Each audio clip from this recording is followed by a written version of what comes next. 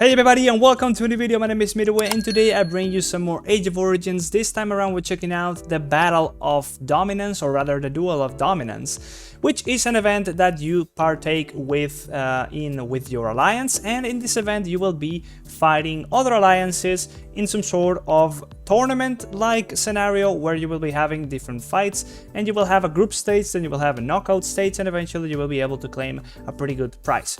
Now let me just run you through what this event looks like before we actually see some action.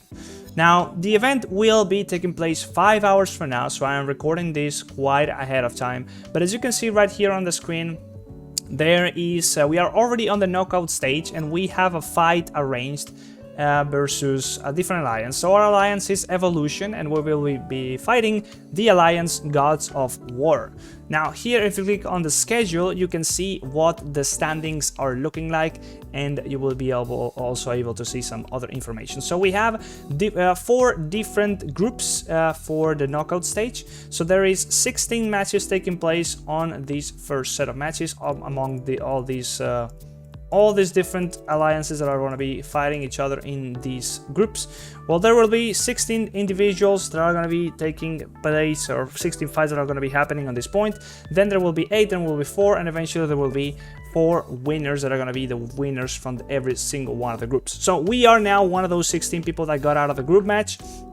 And here we managed to get out of them being one of the top 3. I remember actually it's the top 4 alliances that get out of the group stage, that get into the knockout stage. And if we go to the battle record here, you can see that we did win a lot of these battles. And as you can see here, we click on any of this and actually it doesn't show anything, but you can see there that we only lost 1, and that was against the alliance that's now on the top spot on our group. So now we are past that. We did get some rewards because of that, so we can get a bunch of merit, we can get a bunch of other cool stuff. That's all pretty good. And if you get into the knockout stage and you do manage to win, you will be able to get a bunch of this very cool stuff. You can get some of these trophies, and I'm assuming they do show as your alliance stronghold within the map. And then you also obviously get a lot of points, a lot of merit, and other stuff for your alliance. This is what the event is going to be looking like before it actually starts. So there is some cities here. As you can see, there is 7 different districts. That's what they're called. They are called districts, and in every single one of these districts there's going to be able to be 10 people. There will be a total of 60 people that can participate in the event. Now you can set your troops right here. First of all, you need to go ahead and choose what troops you want to be having participate in the event. You can buff them accordingly, as I did here, increasing damage, increasing HP, and increasing troop amount of your fleet, so you can send more troops. And then eventually somebody that's a higher rank in your alliance is gonna be deciding where your troops are gonna be appointed to. So if you click on this button, for example here, set defense, you will be able to see what the troops are looking like. This is the different strongholds: A, B, C, D, E, F, G.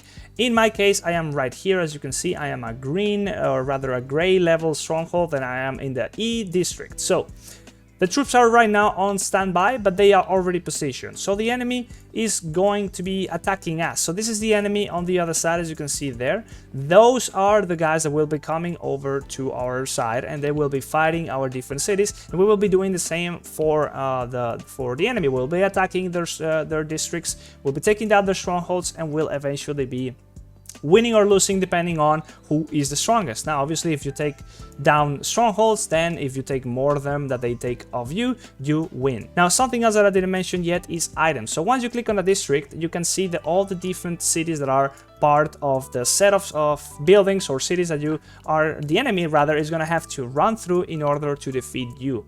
So every one of the cities will be able to have an item. As you can see, the cities on top of them, they have a little icon, and that is the item that they have on them. So if you click on the city and you click on item, it's going to show you that they have something set up to them. So here you can see that there is an ultra shield. So used when defending in the Duel of Dominance. After the battle starts, grant all units a shield that is 42% of the total troops HP and rebounds 25% of damage taken within 10 seconds.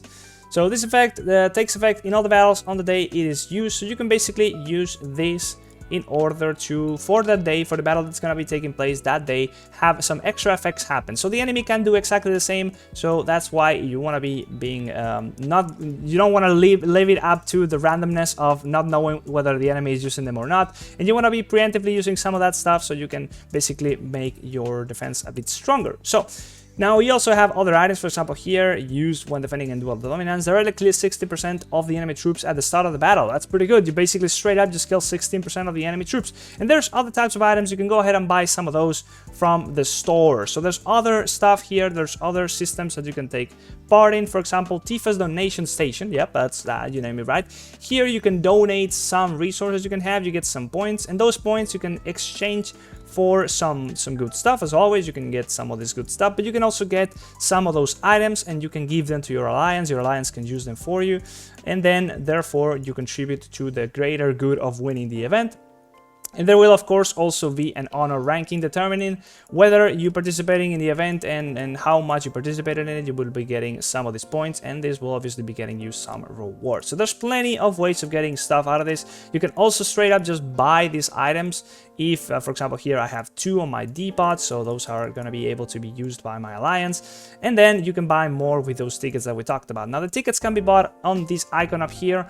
This will also be giving you some fragments for this appearance onto the Empress Titan, so that's pretty cool. You can get a pretty good Empress Titan.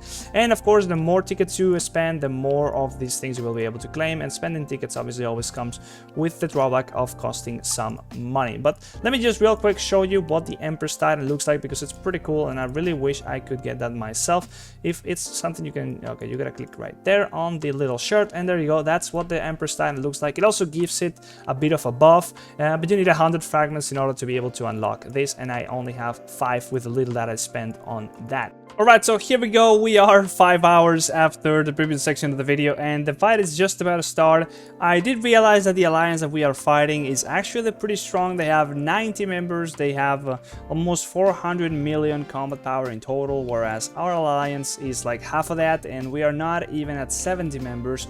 In any case, only 60 members from each alliance can participate in the event, so let's see what this ends up being like. Alright, so the battle phase has actually started now, and as we can see now, we can actually go ahead and attack the enemies. We can see the enemy city as well as our own city.